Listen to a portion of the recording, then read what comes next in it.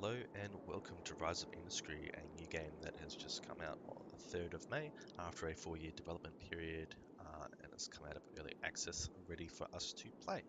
So the first thing we want to do in this game is decide on where we want to first build, as the game is divided up into regions. As you can see, the borders are illustrated by this line here.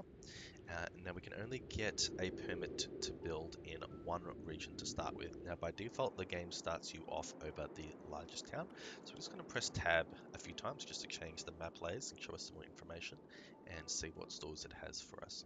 This one has the two basic stores that all towns start with, a hardware store and a farmer's market, and because this is an extra large town it has a grocery store requesting specialist items.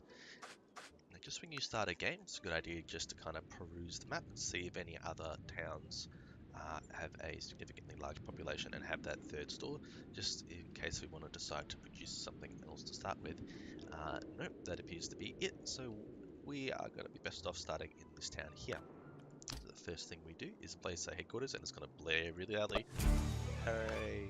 Yeah, I'm just going to connect that up. Now the game starts you off by having 3 free tech unlocks, so we're going to decide what we want to produce to start with. Now, as we can see here, these are the specialty items that they're requesting, and these correspond to tier 1 goods.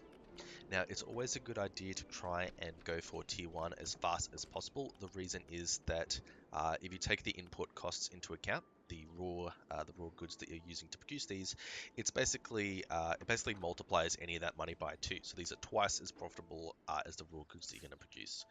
Now you can see that they want apple smoothies, and they're also asking for apples, which goes very nicely. So next most profitable is olive oil. They don't want olives. And flour, that is from wheat, but they don't want wheat. So what we're actually going to do is we're going to go for apple smoothies right away, so that we can produce both apples and take the raw product and turn it into apple smoothies, and then be able to sell any excess that they can't. I'm just going to choose that quickly. So we are looking for drinks, and we want apples, apple smoothie. Hooray! Now I kept on accidentally choosing a different technology, but to best illustrate a common problem that people have with truck depots, I'm going to select that next. Now the next decision to make is, what do we want to research next? What is going to be profitable for us? Now looking at this, flour looks really good. Olive oil looks really good. So I think flour and olive oil are going to be perhaps next things we look at. So I want orange juice, hops. Simply because these are tier 1 productions, so we don't have the base one, it's going to take a bit of time if we look at it. So olive oil, flour, and orange juice, so we have a look at that. So here is the orange juice. It's going to take 120, 60, so 180 days. That's 6 months, quite a while. And produce, flour, same deal. So we're actually going to start with hops.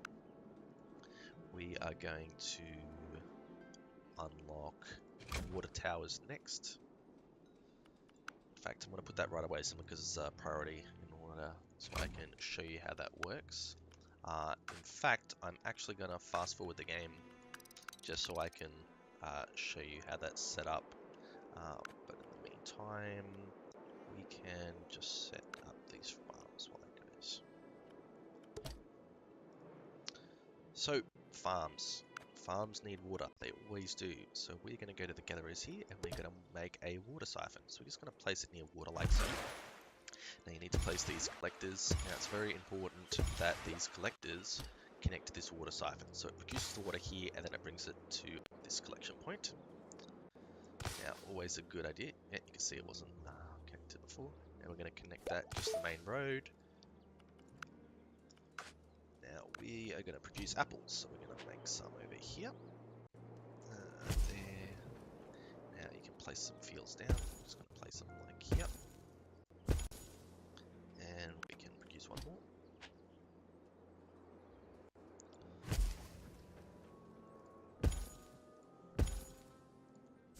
Okay. Now, these require water, which they're not getting at the moment, and this isn't going to be delivered. The reason is because it's storing water, but there's no destination set.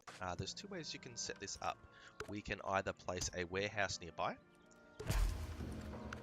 and it should, once we connect this, automatically the water is going to be delivered here, and then automatically the water is going to be delivered to where it's needed. As you can see, now it's started production. Oop. Now we have got that unlocked, so I can show you how that works. So usually when you're setting up your destination, you'd have to have the water coming in here and going to your farms. But what we can actually do is build a water tower, which is beautiful. And we can get rid of that entirely, as the helpful text tells you. It's a lot like a warehouse, except it only distributes water to farms that need it. Now it's specifically farms. It doesn't distribute it to factories or livestock farms, only farms. But what it does is, rather than water having to be delivered via truck to the warehouse and then from the warehouse to the farms, it's basically like an underground pipe that just takes it in and then distributes it. Now this building was actually the helpful invention of a mod maker, but it was so helpful that it got brought into the base game. So mod makers work very, very hard. You'll make all of our lives easier. Thank you for all your time and effort. So we see that the incoming products, it's coming in from water siphon, and the outgoing products are the orchards. Now we're actually gonna change the destination by clicking that auto. So now it's manual. So that way we don't have any more trucks coming to and fro. Now this doesn't have any more destinations anymore. Okay, so these are producing apples, and by default it's going to send it to the warehouse. We are not going to do that. We don't have to do that. You can if you want. I mean, you could bring in the apples here, and then what you would do is you would choose a destination, pick what we're producing, and then sell it to the nearby farmer's market, like so. We could do that. But I mean, it's, the trucks are going to be sent out here to here and then another truck there. So that's just a few extra trucks I do not want. So I'm actually going to send it directly from the orchard. Now you can make a case that this is more efficient. I think the warehouse does sometimes send out trucks that can carry 2 quantity instead of 1. But for now, we're just going to set stuff up manually, as I like to do it that way. So we're going to set the final destination of these goods where we want to sell it. That. Now, in terms of the water ratios that you can use, so we've built 2 farms here. Now, each one of these water pumps is enough for 3 fields worth, and each of the base farms has 3 fields. So this is enough for 3 farms worth. So we have got enough for another orchard, which we're going to place down. Now, as before, I said that the tier 1 production, in this case the apple smoothie, is way more profitable than the apples themselves. So what we're actually going to do is we are not going to have this set up to sell directly. We are going to get that mail. Don't send it to the warehouse. We're going to make a factory next. So we'll unlock that. Now, in terms of factories, these are going to generate pollution. Now, pollution is going to affect the water sources and reduce your productivity, and it's also going to start affecting your farms and reducing your productivity there. So we're going to place it far, far away from that just so that doesn't happen. If you're playing on newcomer difficulty, it's not really a big deal, but we're actually playing on experienced at the moment simply because by default newcomer does not have traffic problems or and pollution isn't really a big deal, but we want to learn a little bit at the same time. So we're going to make a connection here so it can get there. Now we're going to check what this needs. So this needs 1 apple and 1 water, so we're just going to have to make sure that it's receiving that. So in this orchard here, we are going to set up a destination to our factory. Now you could have it set up so that everything is inside the warehouse and the warehouse would just automatically handle it, but I like doing things manually. So I've got that there. Now, in terms of bringing in the water, there's 2 ways we can do it. We can either take it from the water siphon or the water tower. The water tower can send out trucks just as well.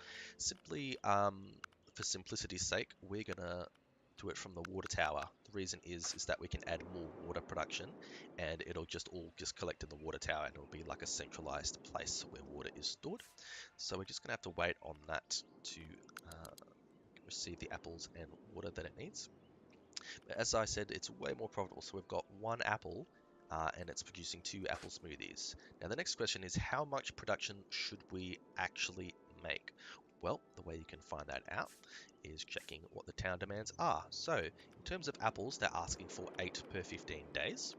Or we'll just move that up to 30, as I believe these take 30 days to produce. Yes, they do. Now it's 2 per field. So each one of these farms is producing 6 apples per month, and they want 16 per 30 days. So it's not quite 3 fields worth. If we produce 3 fields, we would be producing 18 per 30 days. So we have a slight oversupply, but at the moment we just have 2 supplying them, so that will partially fulfill their needs. And this other orchard is supplying this drinks factory. So this one is producing 6 per 30 days, and if we look at our drinks factory, we can see how long it takes to produce our apple smoothies. Now, it only takes in 1 apple, and it takes 25 days to produce that apple smoothie. So we could almost have 6 of these drink factories, and we would have enough apples produced by 1 farm to fulfill all those factories' needs. So we're going to actually start making more of them. I'm just going to go with 5, just so we don't have a slight shortage. So just press R to rotate the building a little bit, and start slowly destroying the environment here. Okay, 3, 4... That is slightly off center. I hope I don't upset any people with OCD. It's a terrible need to have everything straight. So we're going to make sure this is all connected up. We've got 4 and we want 1 more. We'll chuck that here.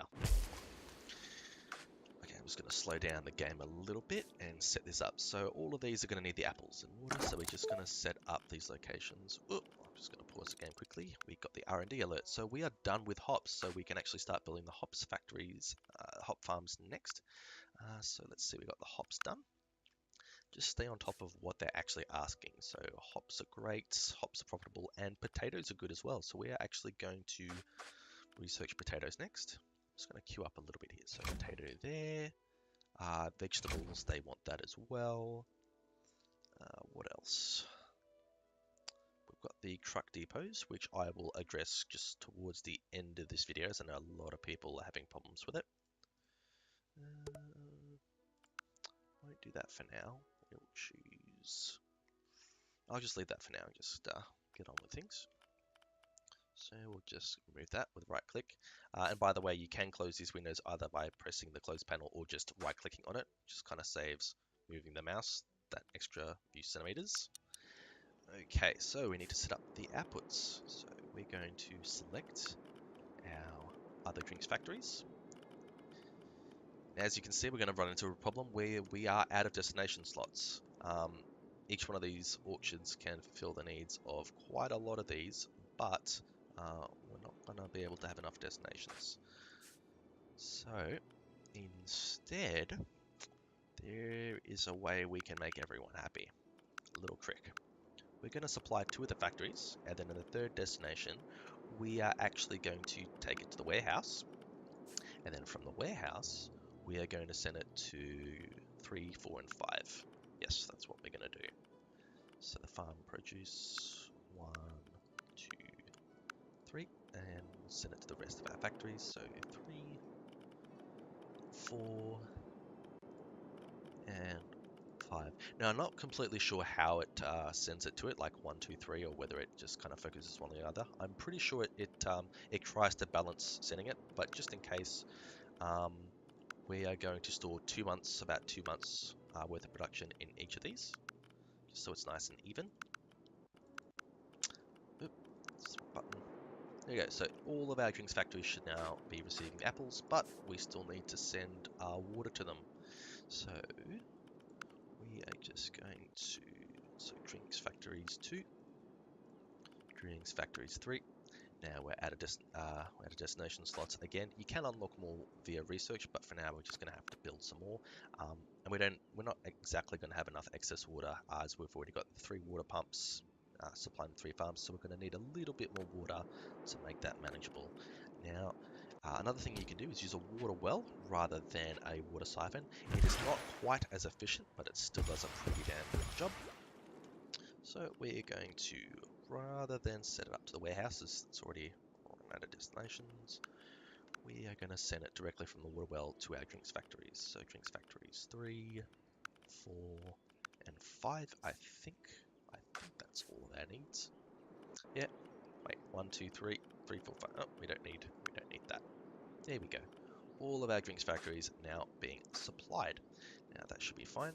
Now, just to make sure that we're not overproducing this, we're going to see how much it's producing. So it does it about, it's almost a month. I really wish this would be standardized in terms of 10, 20, 30 days, or maybe 15, just so it's base 10 or like half a month's production.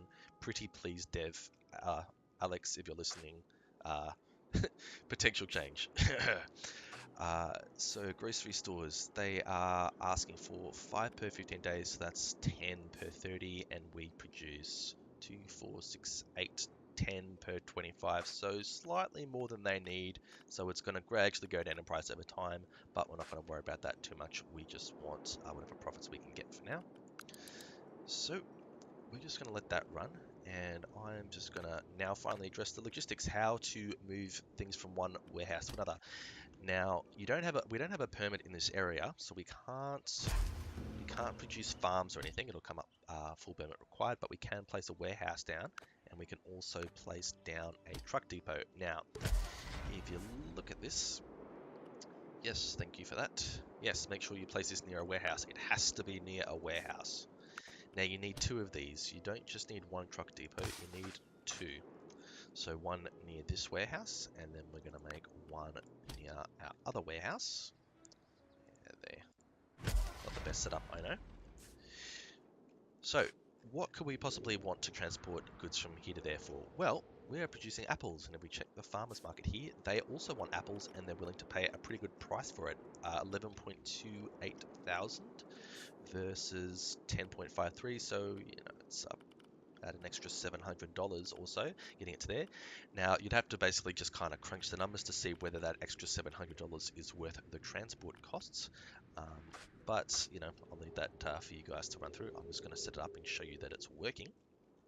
So what we're going to quickly do is we're going to make some more water so that we can fulfill more farms' needs. Just using a water siphon again.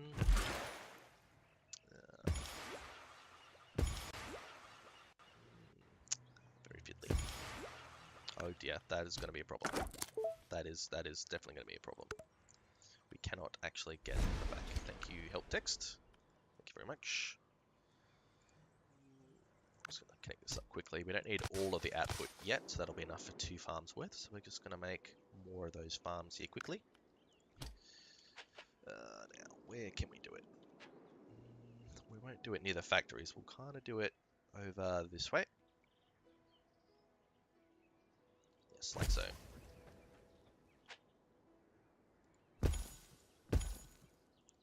Somewhat symmetrical.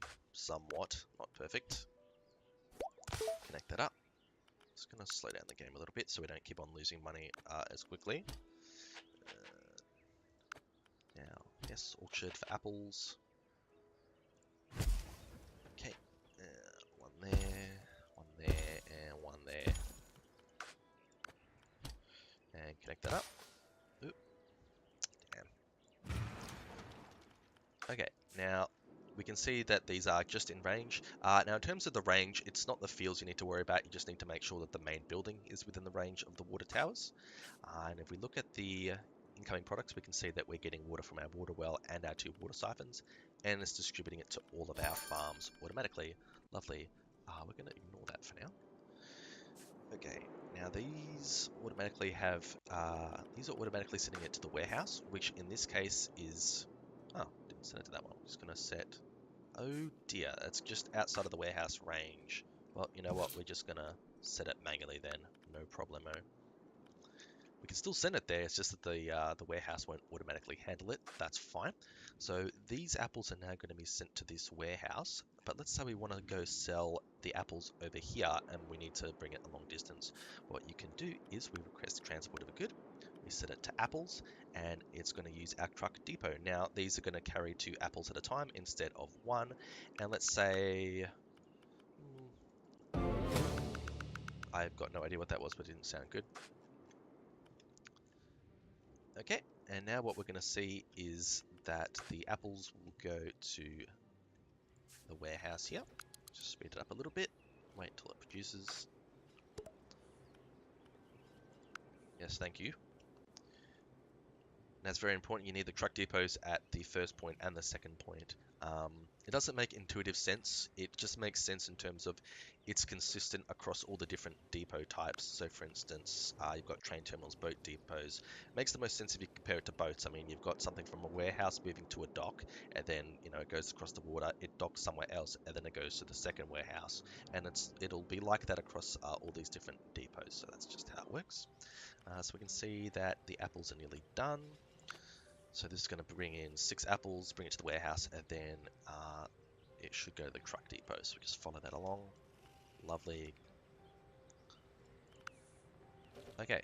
And look at that, truck depot to truck depot 1. So it moves from the first truck depot to the second truck depot, and then that goes to the warehouse.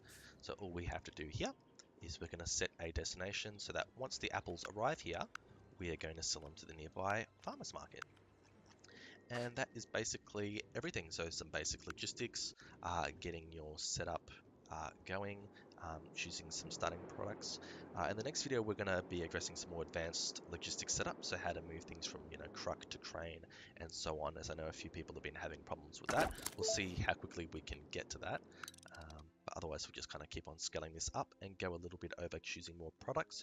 But for now, I just recommend you have a look at what's profitable in terms of the list and start working your way up at the research tree and paying special attention to how easily you can get the tier 1 products up and running, as they are about twice as profitable as the raw goods. Thanks for watching. Look forward to seeing you next time. All the best.